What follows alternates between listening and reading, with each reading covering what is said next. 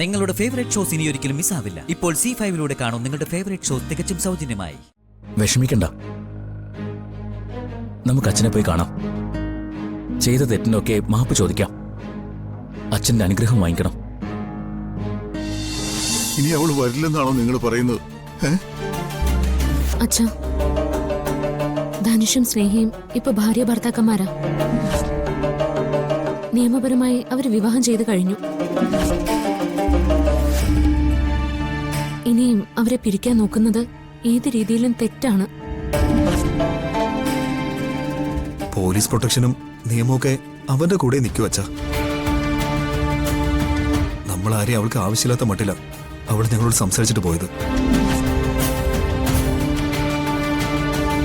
അവള് പോകുന്നെങ്കിൽ പോട്ടെ അച്ഛ. നമ്മളെ വേണ്ടാത്തവരെയും മനസ്സിലാക്കാത്തവരെയും നമുക്കെന്തിനാ? അവള് അവന്റെ ഒപ്പം പോയി ജീവിക്കട്ടെ. അങ്ങനെ ജീവിച്ചു തുടങ്ങുമ്പോ അവന്റെ തനി നിറം അവൾക്ക് മനസ്സിലാവും. അതോടെ അവളൊരു പാഠം പഠിച്ചോളൂ. അപ്പൊ അവൾക്ക് മനസ്സിലാവും നമ്മൾ പറയുന്നതൊക്കെ സത്യമായിരുന്നു എന്ന്. അങ്ങനെ ഒരു വാശി നമ്മൾ കാണിക്കുമ്പോ തകരുന്നത് അവളുടെ ജീവിതം തന്നെയാ. അവൻ ആരെന്നും അവന്റെ സ്വഭാവം എന്താണെന്നും അവള് മനസ്സിലാക്കി കഴിയുമ്പോഴേക്കും അവളുടെ ജീവിതം അവളുടെ കയ്യിൽ നിന്ന് നഷ്ടപ്പെട്ടിട്ടുണ്ടാവും. അച്ഛാ, പിന്നെ അവളെ പഴയ ജീവിതത്തിലേക്ക് കൊണ്ടുവരിക എന്നുള്ളത് ബുദ്ധിമുട്ടായിരിക്കും. അതാ ഞാൻ അവളെ വിളിച്ചു കൊണ്ടുവരാന്ന് കരുതിയത്. അച്ഛന്റെ വിഷമം എനിക്ക് മനസ്സിലാവും. എത്ര സ്നേഹിച്ചാലും മനസ്സിലാക്കാത്ത ചിലരില്ലേ അച്ഛ നമ്മുടെ ചുറ്റിലും. അവളും അങ്ങനെ ഒരാളാണെന്ന് കരുതിയാ മതി. സന്ദീപ് പറഞ്ഞ പോലെ അവളുടെ ജീവിതത്തിൽ നമുക്കൊരു സ്ഥാനം അവള് തന്നിട്ടില്ലേ. അവളെ വളർത്തിയതും സ്നേഹിച്ചതും ഒക്കെ നമ്മുടെ കടമ മാത്രമായിരുന്നു. ആ കടമ പക്ഷെ നമ്മൾ നന്നായിട്ട് നിറവേറ്റി. ആ സംതൃപ്തിയിൽ ഇനി അങ്ങോട്ട് ജീവിക്കാനേ നമുക്ക് കഴിയും. അതോർത്ത് ആശ്വസിക്കാനേ കഴിയും. ഇന്നു മുതൽ അച്ഛന് 3 ആൺമക്കളേ ഉള്ളൂ. ഉണ്ടായിരുന്നൊരു മോള് മരിച്ചുപോയെന്ന് കരുതിയാ മതി.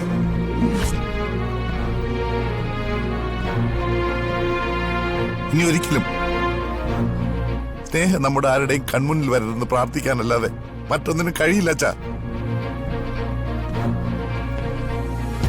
അവന്റെ സ്വഭാവമൊക്കെ അറിഞ്ഞ് അവളുടെ ജീവിതം നശിച്ചു പോയാലും എന്റെ അനിയത്തിയായി എനിക്കിനി അവളെ കാണാൻ കഴിയില്ല അച്ഛാ. ഒരു ജന്മം മുഴുവൻ വെറുക്കാനുള്ളത് ഇന്നൊരു ദിവസം കൊണ്ട് അവൾ എന്നോട് ചെയ്തു. അത്രയും ദേഷ്യം എന്റെ ഉള്ളിലുള്ളതുകൊണ്ടാ ഞാൻ കരയാതെ പിടിച്ചു നിൽക്കുന്നത്.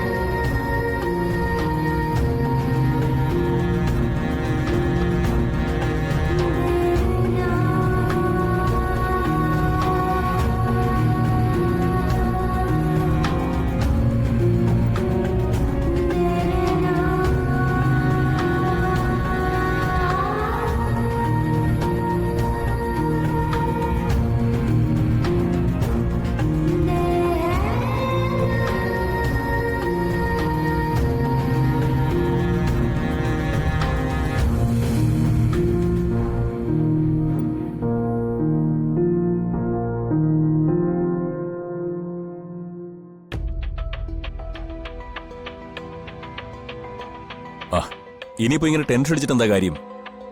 സംഭവിക്കാനുള്ളതൊക്കെ സംഭവിച്ചു. ദേ, തൽക്കാലം ഈ കരിക്ക് കുടിക്കേ ധനുഷേ. ഇതാ.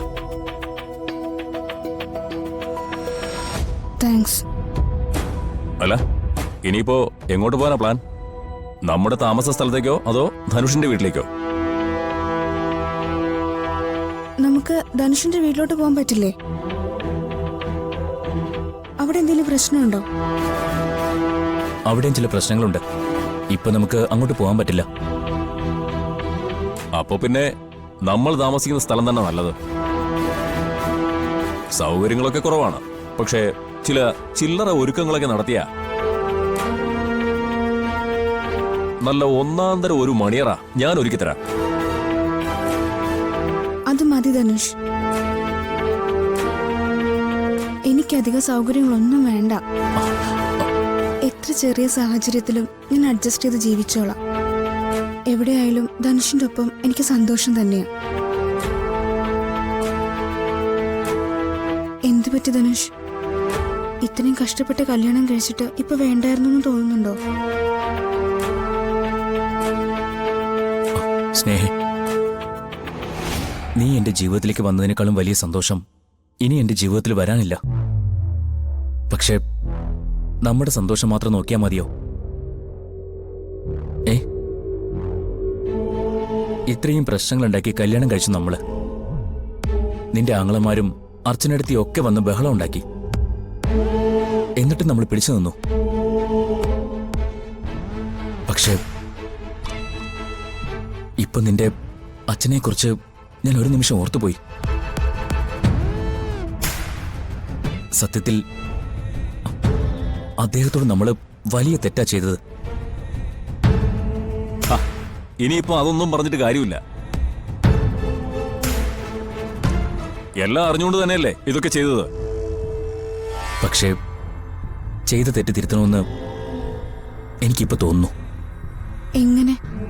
ആരൊക്കെ എന്തൊക്കെ പറഞ്ഞാലും നിന്റെ അച്ഛന് നിന്നോടുള്ള സ്നേഹം എത്ര വലുതാണെന്ന് എനിക്ക് വളരെ വ്യക്തമായിട്ട് അറിയാം. നീ ഇറങ്ങിപ്പോരുന്നതോടെ അച്ഛൻ തളർന്നു വീണ് കാണും. വിഷമിക്കണ്ട, നമുക്ക് അച്ഛനെ പോയി കാണാം. ചെയ്ത തെറ്റിനൊക്കെ മാപ്പ് ചോദിക്കാം. അച്ഛന്റെ അനുഗ്രഹം വാങ്ങിക്കണം. നമുക്ക് നെല്ലിശ്ശേരിയിലേക്ക് പോവാം. വേണ്ട ധനുഷ്, അവിടെ ആരും നമ്മളെ കയറ്റില്ല. ധനുഷിനെ അവർ തല്ലിക്കൊല്ലും. ഇപ്പൊ ധനുഷിന്റെ ഭർത്താവ. എന്റെ കൺമുന്നിൽ വെച്ച് ധനുഷിനെ അവരെന്തെങ്കിലും ചെയ്ത എനിക്കത് സഹിക്കില്ല. അതൊന്നും സാരമില്ല. അതിനേക്കാളൊക്കെ നമുക്കിപ്പോ വലുത് നിന്റെ അച്ഛന്റെ ആരോഗ്യമാണ്. നമ്മൾ കാരണം അച്ഛൻ ഒരാപത്തും സംഭവിച്ചുകൂടാ. നീ തിരിച്ചു ചെല്ലണമെന്ന് അച്ഛൻ ഒരുപക്ഷെ ആഗ്രഹിക്കുന്നുണ്ടെങ്കിലോ? ധനുഷ് പറഞ്ഞതാണ് ശരി. വെല്ലുവിളിച്ചവന്മാരുടെ മുന്നിലേക്ക് സ്നേഹയുടെ കൈയും പിടിച്ച് കയറി ചെല്ലുക എന്ന് പറഞ്ഞാൽ അത് ഒരു മാസ് ഐറ്റം തന്നെയായിരിക്കും. എനിക്കാരോടും വാശിയൊന്നും ഇല്ല മൂർത്തി. പക്ഷെ എനിക്ക് വാശിയുണ്ട്. അത് അച്ഛനോടല്ല, എന്റെ ഏട്ടന്മാരോടുമല്ല. പിന്നെ ആരോട്? ഡൗൺലോഡ് ചെയ്യൂ C5 ആപ്പ്. കാണൂ എല്ലാ എപ്പിസോഡുകളും സൗജന്യമായി.